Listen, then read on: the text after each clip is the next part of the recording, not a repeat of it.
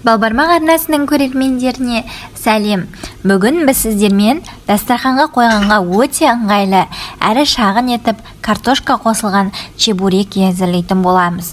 Бұл чебурекилерді алдын ала дайындап қатырып қоюыңызға болады.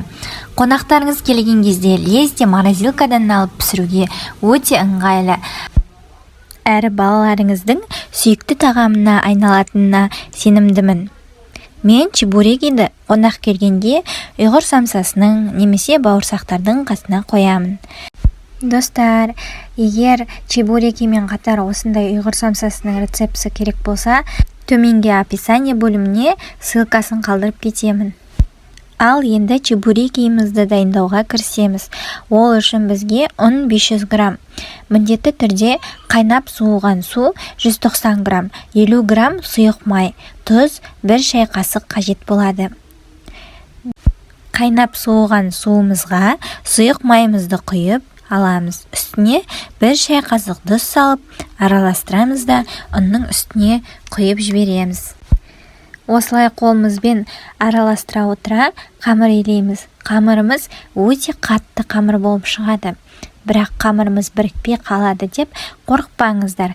Әбден араластырып, илегенде қамырымыз бірігеді. Мен сіздерге әдейі қалай илеп жатқанымды көрсетіп, видеоны жылдамдығын арттырып, толығымен түсіріп жатырмын. Қамыр өзі сондай тығыз болып шығады. Пакетке салып қойғаннан кейін қамырымыз икемге келіп, жақсы жайылатын болады. Достар, каналға тіркелмеген болсаңыздар, подписаться кнопкасын басып тіркеліп алыңыздар.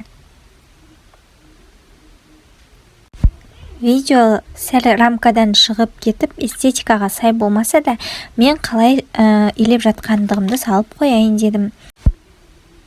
Себебі кейбір қыздар жаңадан қамыр илеп жатқан қыздар болса түсінсін деп, өйткені менің қамырым қатты болып кетті деп ысырап қылуы да әбден мүмкін. Тағы да айта кететін жайт, суы аз болды деп су қосып жүрмеңіздер. Осы су өзіне жеткілікті.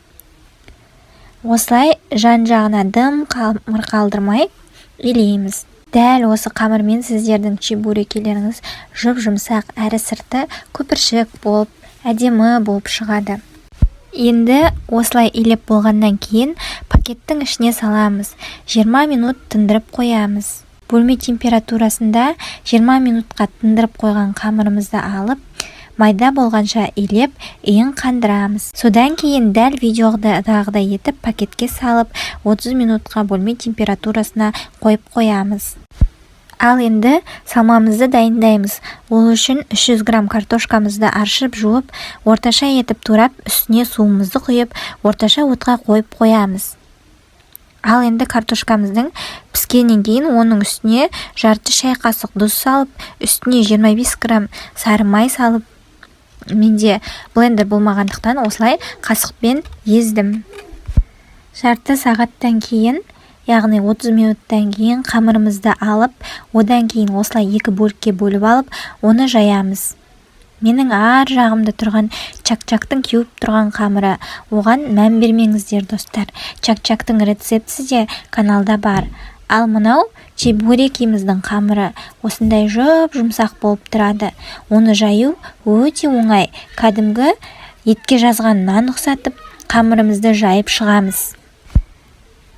Қатты жұқа етіп жібермеңіздер, жұқадан сәл қалыңдау қылып, осылай жаясыздар да дөңгелекше етіп кесіп алыңыздар. Видеода сіздерге қандай қалыңдықта болатындығын көрсетіп жатырмын.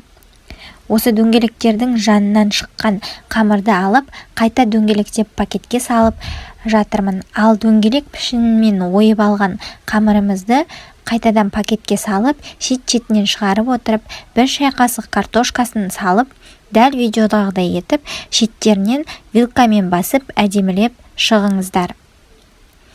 Бетіне пакет жабылған ыдысымыздың үстіне чебурекилерімізді салып, бетін жауып қоя тұрамыз. Себебі чебурекилеріміз кеуіп кетуі мүмкін. Барлығы түйіліп болған соң, осылай морозилкаға салып, қатырып алып, қатқаннан кейін пакетке салып, морозилкаға салып қоюларыңызға болады. Қонақтарыңыз келгенде пісіре қоятын қылып. Бұл чебурекидің бір жақсы жері морозилкадан бірден алып, орташа отта қызған майымызға салып пісіріп алуымызға болады. Немесе чебурекилерімізді қатырмай-ақ бірден қызып тұрған майға қуырып алуларыңызға да болады. Сіздермен болған, сіздердің астарыңыз әрдайым дәмді болуын тілейтін Балбармақ.